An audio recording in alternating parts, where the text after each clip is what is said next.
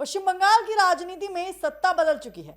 15 साल तक सत्ता पर राज करने वाली ममता बनर्जी की सरकार अब इतिहास बन चुकी है और अब बंगाल की सत्ता संभाल चुके हैं बीजेपी के फायर ब्रिगेड नेता शुवेंदु अधिकारी। शपथ लेते ही शुवेंदु अधिकारी ने साफ कर दिया है कि बंगाल अब नई नीति, नया सिस्टम और नई प्रशासनिक शैली के साथ चलेगा। पहली ही कैबिनेट बैठक में ऐसे फैसले लिए गए जिन्होंने राजनीतिक गलियारों में ममता मॉडल पर सीधा प्रहार कर दिया है। कहीं अधिकारियों की छुट्टी, कहीं योजनाओं का यू टर्न, कहीं सीमा सुरक्षा पर बड़ा फैसला, तो कहीं महिलाओं और युवाओं के लिए बड़ा ऐलान। शुवेंदु अधिकारी के 10 बड़े फैसले जिन्होंने बंगाल की राजनीति में भूचाल ला दिया है। पश्चिम बंगाल में बीजेपी की ऐतिहासिक जीत के बाद अब सबसे बड़ा सवाल यही था कि आखिर शुवेंदु अधिकारी अपनी सरकार की शुरुआत कैसे करेंगे। क्या वो ममता सरकार की योजना को जारी रखेंगे या फिर पूरी व्यवस्था बदल देंगे? तो जवाब पहली कैबिनेट मीटिंग में मिल गया है, जहां एक के बाद एक बड़े फैसले लेकर शुवेंदु अधिकारी ने साफ संकेत दिए हैं कि बंगाल में डबल इंजन की सरकार का मॉडल चलेगा। शपथ ग्रहण के कुछ घंटे बाद ही मुख्यमंत्री शुवेंदु अधिकारी एक्शन मोड में दिखाई दिए। कैबिनेट मीटिंग शुरू हुई और फैसलों की फाइल खुलनी शुरू हो गई। सबसे पहले बड़ा फैसला सामने आया आयुष्मान भारत योजना को लेकर।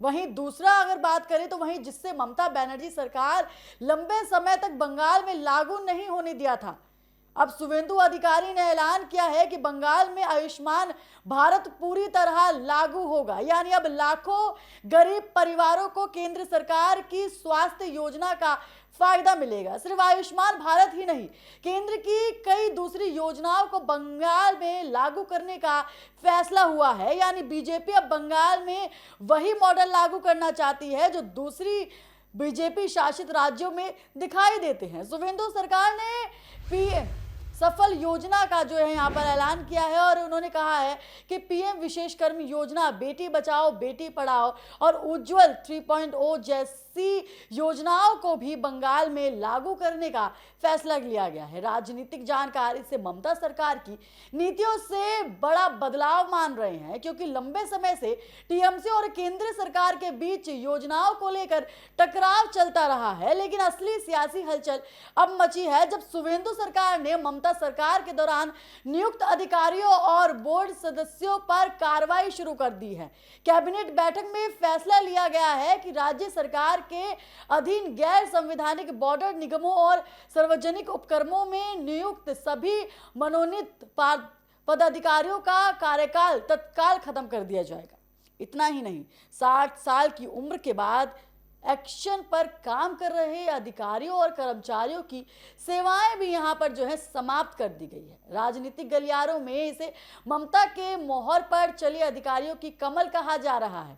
अब बात उस फैसले की करें जिसे लेकर सबसे ज्यादा राजनीतिक चर्चा हो रही है। शुवेंदु अधिकारी ने फैसला लिया है कि भारत बंगाल सीमा पर बाढ़ लाने के लिए बीएसएफ को जमीन ट्रांसफर की जाएगी।